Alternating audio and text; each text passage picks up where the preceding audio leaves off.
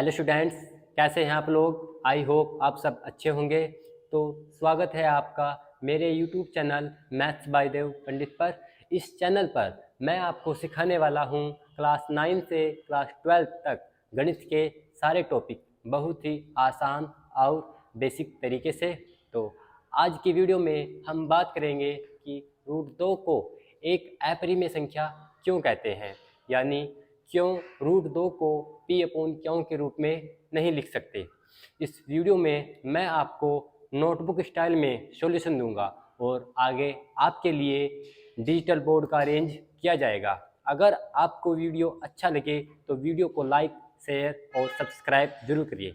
तो चलिए शुरू करते हैं आज का टॉपिक। तो हमारा पहला क्वेश्चन है, सिद्ध कीजिए कि रूट 2 एक अपरिमेय संख्या है। अपरिमेय संख्या किसे कहते हैं? जिसे हम पी अपॉन क्यों के रूप में नहीं लिख सकते। और परिमेय संख्या किसे कहते हैं? जिसे हम पी अपॉन क्यों के रूप में लिख सकते हैं। तो इस क्वेश्चन में हमें क्या सिद्ध करना है कि रूट 2 एक परिमेय संख्या नहीं है। जब यह परिमेय संख्या नहीं होगी तो यह क्या कहलाएगी? यह एक अपरिमेय संख्या कहलाएगी। तो ऐसे हमें सवाल सोल्व करना है।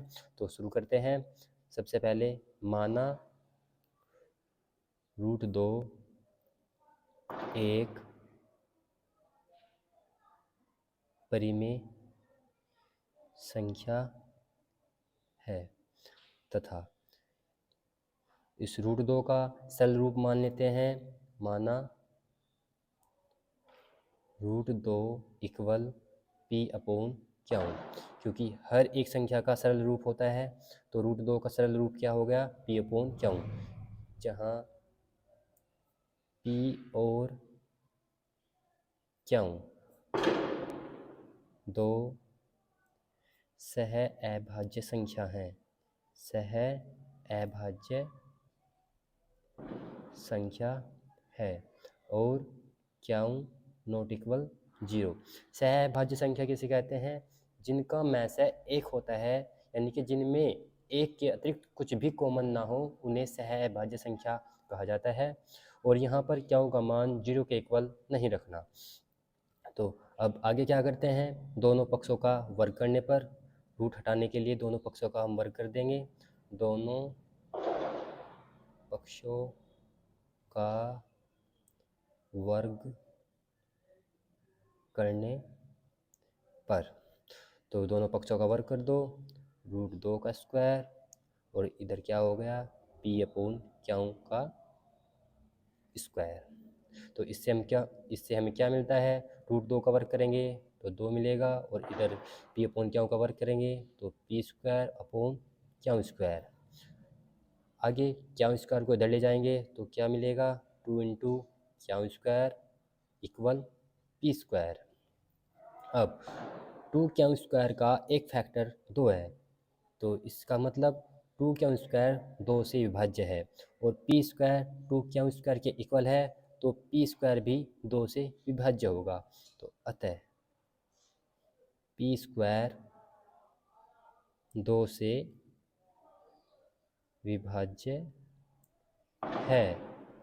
इसका कारण लिख देंगे, क्योंकि 2 क्यों स्क्वायर 2 से विभाज्य है।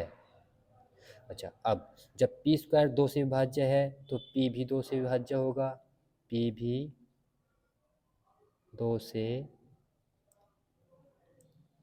विभाज्य होगा।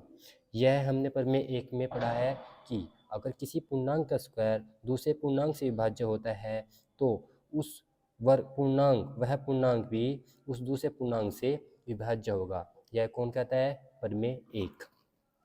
तो अब मान लेते हैं p 2 से विभाज्य है, यानी अगर हम p को 2 से भाग देंगे तो कोई ना कोई पूर्णांक आएगा। तो हमने उस दूसरे पूर्णांक को क्या मान लिया? k, जहाँ k एक पूर्णांक है। p 2 से विभाज्य है, जब हम p को 2 से डिवाइड करेंगे तो कोई ना कोई नंबर तो जरूर निकल के आएगा। तो उस नंबर को हमने क्या मान लिया? k मान लिया।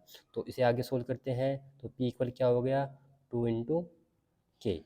अब p का मान इसे समीकरण 1 मान लेते हैं।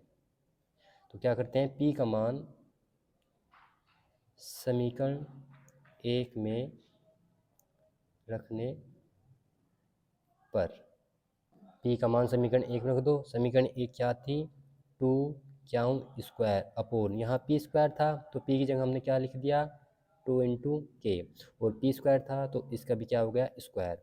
आगे क्या करेंगे, 2 का वर्क करेंगे 4 आएगा, और k का वर्क करेंगे k स्क्वायर आएगा।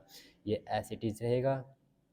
अब 2 से 4 को डिवाइड करेंगे, कितना आएगा, 2 इंटू के स्क्वायर जो का तो, और क्याउ स्क्वायर भी जो का तो इससे हमें क्या प्राप्त हुआ, 2 के स्क्वायर 2 से विभाज्य है तो क्याउ स्क्वायर भी 2 से विभाज्य होगा। तो अतः यहाँ लिख देते हैं हम, क्याउ स्क्वायर 2 से विभाज्य है, क्योंकि 2 इंटू के स्क्वायर भी 2 से विभाज्य है। 2 के स्क्वायर का एक फैक्टर 2 है ना, तो यह 2 से विभाज्य होगा। और क्याउ स्क्वायर 2 इंटू के स्क्वायर के इक्वल है, तो क्याउ स्क्वायर भी 2 से विभाज्य होगा। इसलिए क्याउ भी 2 से विभाज्य होगा। ठीक है। अब तो इस प्रकार क्याउ 2 से विभाज्य है तथा p भी 2 से विभाज्य है। इस प्रकार 2 p व क्याउ दोनों का उभयनिष्ठ गुणनखंड है। p क्या हुआ, p और क्याउ दोनों का उभयनिष्ठ गुणनखंड है। लेकिन हमने शुरू में क्या माना था कि p और क्याउ दोनों सहभाज्य संख्या है, यानी p और क्याउ में कोई उभयनिष्ठ गुणनखंड नहीं है। लेकिन अब जब हमने इसको सोल्व किया तो 2 क्या आ गया, इन दोनों का उभयनिष्ठ गुणनखंड आ गया। अतः p और क्याउ सह अभाज्य नहीं है। और हमने क्या माना था, जब शुरू में माना था कि ये दोनों सहभाज्य है, तो यानी कि हम इसके बारे में लिख देते हैं, यह हमारी पूर्व कल्पना का विरोधाभास है। यानी हमने कल्पना की थी कि p और क्याउ सहभाज्य संख्या है, और यह हमारी पूर्व कल्पना का विरोधाभास है, यानी कि विपरीत है, यानी कि उसका उल्टा है। अतः जो हमारी कल्पना थी, अतः हमारी पूर्व कल्पना गलत है। जो हमने कल्पना की थी वह क्या हो गई, गलत साबित हो गई। इसका मतलब √2 एक क्या है, परिमेय संख्या नहीं है। जब यह परिमेय संख्या नहीं है तो इसे हम क्या कहेंगे, अतः √2 एक परिमेय संख्या नहीं, √2 एक अपरिमेय संख्या है, ऐसा लिख देंगे। वो तो सही है कि √2 एक परिमेय संख्या नहीं है, तो हमें यहाँ क्या सिद्ध करना है, √2 एक अपरिमेय संख्या है, यह हमने सिद्ध कर दिया। ठीक, आप सभी बच्चों के लिए मेरे पास एक क्वेश्चन है, निम्न में से कौन एक शून्येतर वास्तविक संख्या नहीं है।